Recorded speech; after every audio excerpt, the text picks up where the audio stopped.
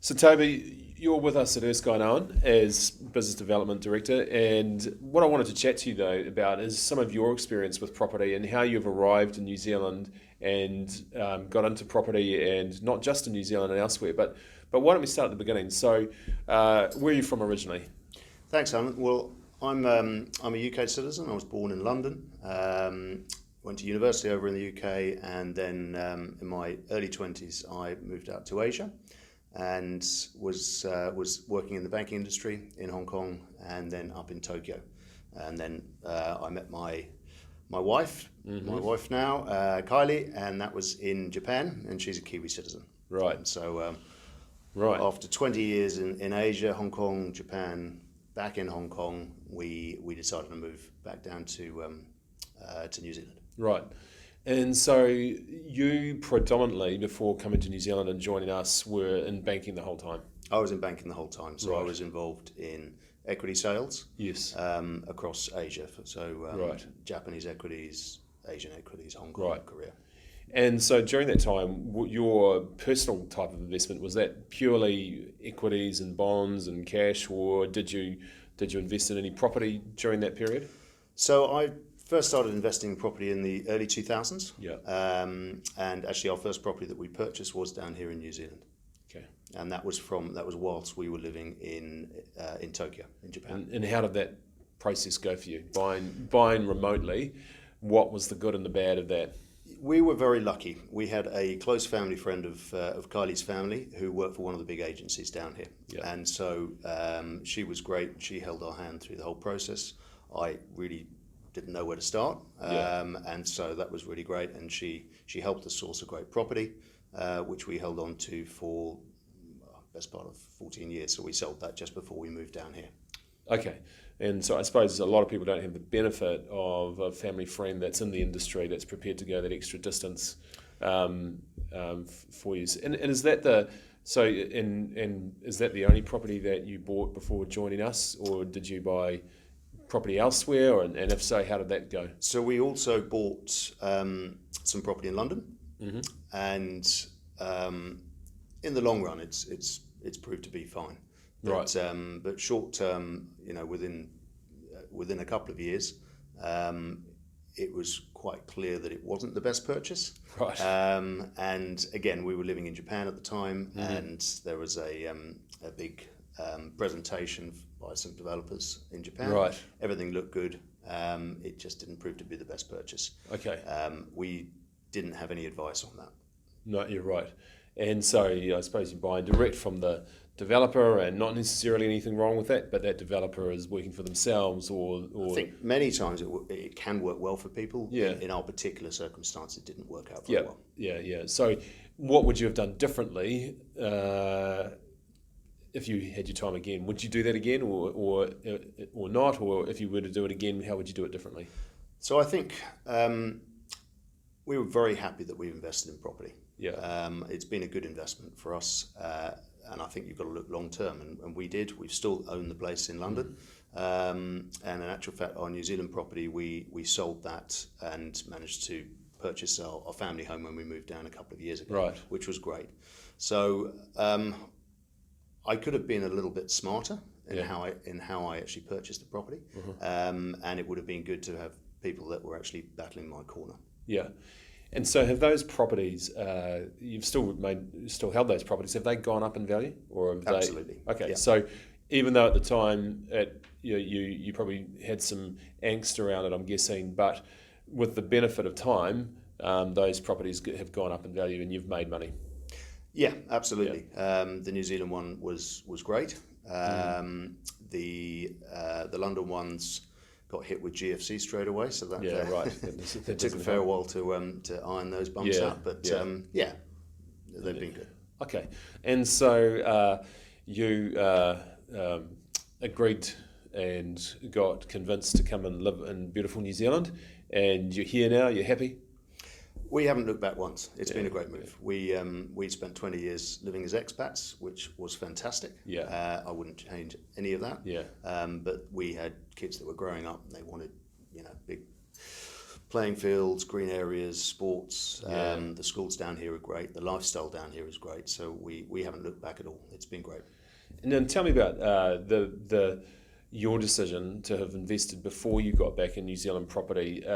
Was that helpful, not just financially? Was it useful, sort of mentally, emotionally, knowing that you'd secured something, or would you have been equally of happy just to have saved your pennies and then bought when you got back?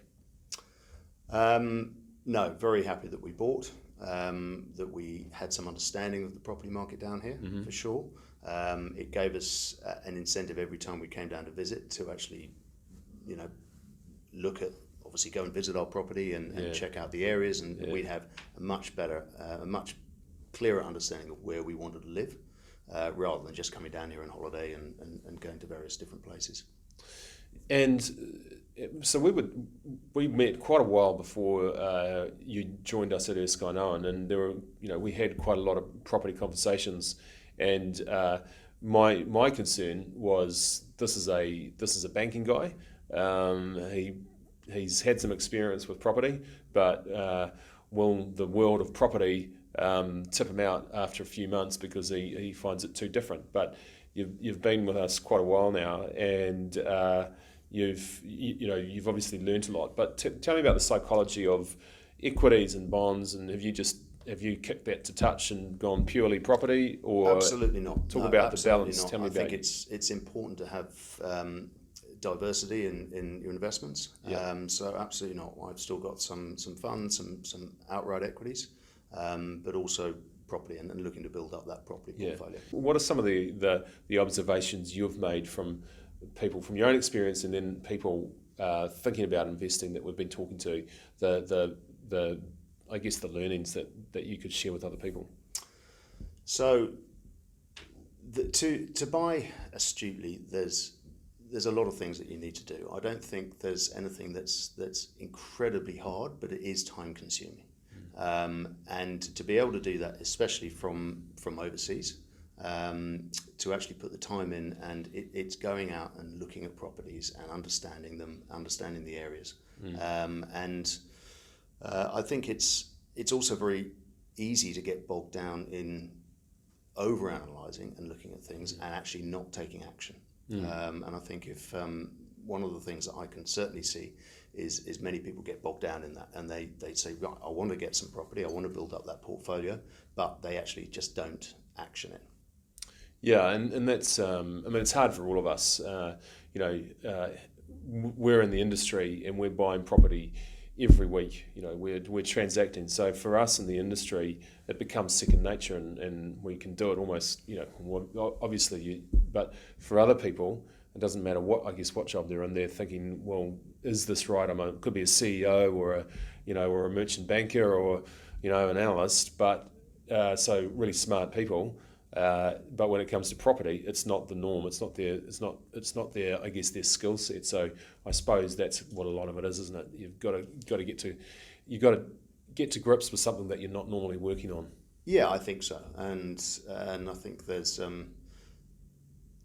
being able to engage someone that's been doing this for 20 years as yourself you have been doing, and Erskine and Owen, it gives that comfort that someone is out there fighting your corner, knowing where to purchase, knowing how to purchase, giving the advice about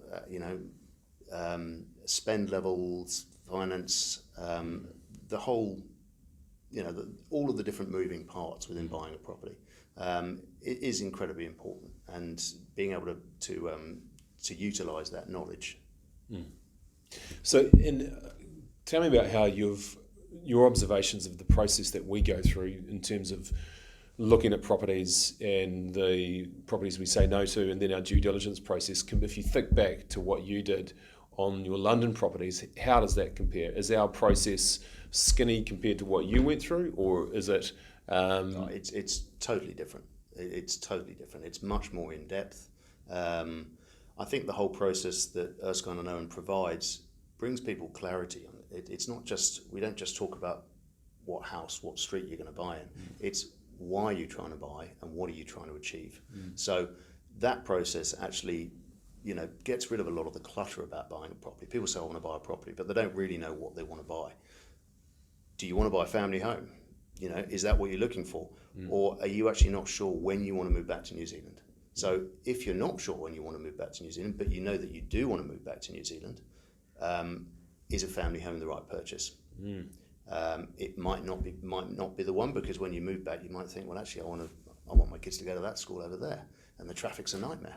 Yeah. So being able to be in that position, and we were lucky because it sort of happened by default. We bought this property in the early 2000s, and then we could sell it, and we had that equity ready to reinvest in a family home when we moved down. So it worked. That worked out well for us. Just many things to consider.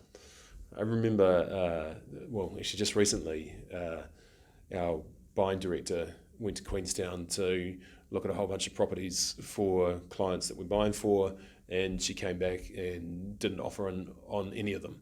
And chances are our clients don't really understand that, not understand, but we tell them about what we work on, not what we don't work on. But it's probably what I wish I could help people understand is the lengths that our buying team go to and what they look at and don't work on, to help people appreciate the work that goes in just to get one property that we'll negotiate on. And that's absolutely true. I think when you see the buying process, it would be easy for the client to sort of to look back at it and say, well, they found me a property, they found it. It's like, well, actually there's probably 10, 15, 20 properties that the buying team have gone through that process and said, actually, that doesn't work. It really doesn't work. It's not in the right area, whatever it may be. But the end result is something that is specific to that client. Yep. Great chatting. Yep, absolutely, pleasure.